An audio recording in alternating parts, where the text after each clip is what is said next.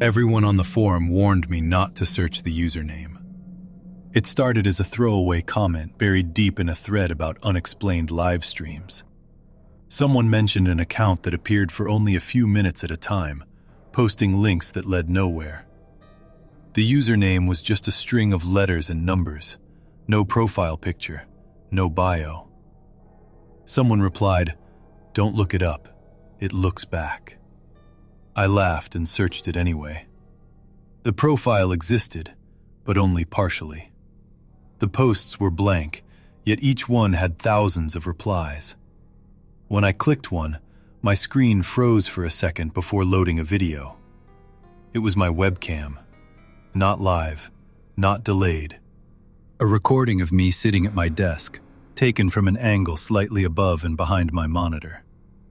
The timestamp read 3 minutes in the future. I slammed my laptop shut. When I opened it again, the video was gone. In its place was a single comment from the account. "You're early." That night, my internet cut out at exactly 2:14 a.m. My phone buzzed with a notification from the same username. A new post. No text, just an image. My bedroom door. Open. I was lying in bed when I saw it. I turned on the lights. The door was closed. Locked. Another notification. Another image. This time, it was inside the room. The camera angle was wrong. Too low, tilted upward, like someone crouching. The final message arrived seconds later. "Don't turn around." I didn't. I still don't. The account hasn't posted since. But sometimes, when my screen goes dark, I see the cursor moving on its own, typing a username I've never dared to read out loud.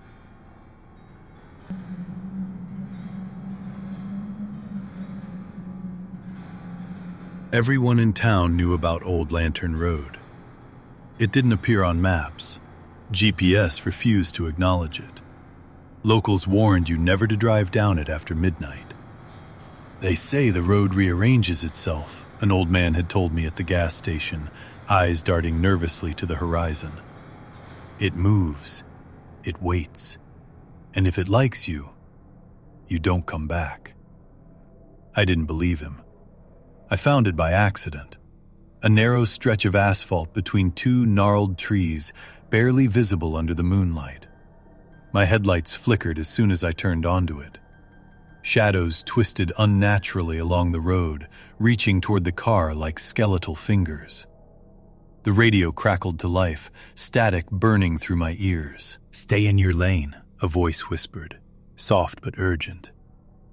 I laughed nervously, likely some late-night prank or interference. The road went on longer than it should have. No intersections, no exits. Trees closed in, branches arching overhead like ribs, creaking under the wind, or maybe under their own weight. I checked my phone. No signal. The screen displayed only the time, frozen at 12:07 a.m. Then I saw another car ahead. Its brake lights glowed faintly, blinking in a strange pattern. 3 short flashes, 1 long. As I drew closer, dread gnawed at me. The car wasn't moving, half sunken into the asphalt, as if the road itself had softened and swallowed it. The driver's door hung open. Inside, the seat was empty. The steering wheel was worn down to bare metal. A faint smell of rust and something else lingered in the air. The radio screamed, "Do not stop!" Too late. My engine died with a shudder. The trees leaned inward. Shadows stretched unnaturally across the hood of my car. The asphalt seemed to ripple beneath the tires, tugging me forward inch by inch, like the road was alive, dragging me deeper into its path. The radio whispered again, softer this time. Another one who didn't believe. Panic clawed at my chest.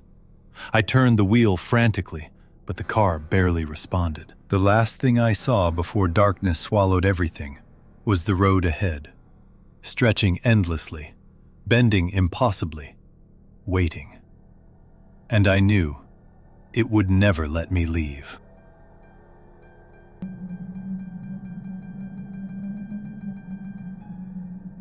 The video appeared online with no explanation, no title, no description, no recognizable username.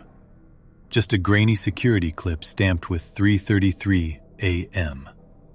It came from a closed elementary school on the edge of town, abandoned for years and scheduled for demolition.